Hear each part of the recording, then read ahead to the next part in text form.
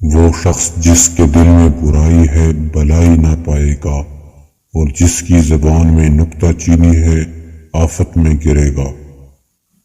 کوئی انسان شرارت سے پائیدار نہیں رہ سکتا، لیکن ساتھیوں کی بنیاد کو بھی جنبش نہ ہوگی جب انسان کی روش خدا کی مرضی کے مطابق ہوتی ہے تو وہ دشمنوں کو دوست بنا لیتا ہے۔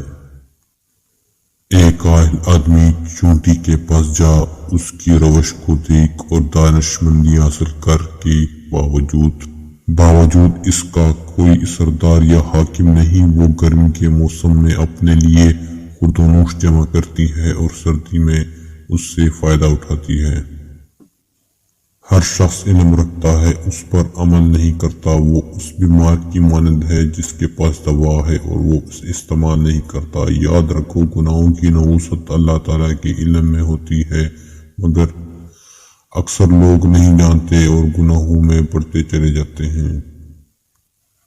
فلاح اور نجات کے لیے حسب و نسب کی کوئی اہمیت نہیں، بلکہ اللہ تعالیٰ کے ہاں تقوی اور خلوص نیت کی ضرورت ہوتی ہے۔ اسلامی معاشرے میں سیاسی تنظیم کی بنیاد خدا کی حکومت کے دائرے میں اچھے کام کرنا اور برے کاموں سے اجتناب کرنے کا نام ہے۔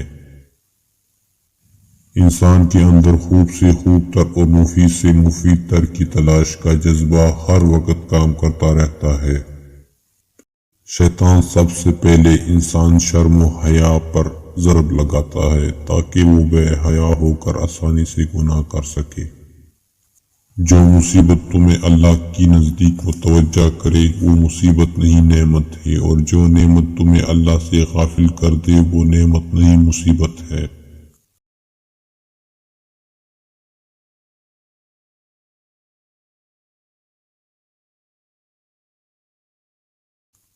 اپنے غصے کو اتنا مہنگا کر دو کہ اس کو خریدنے کی لوگوں میں استطاعت نہ رہے، اور اپنی خوشی کو اتنا سستا کر دو کہ اسے ہر شخص مفت حاصل کر سکے۔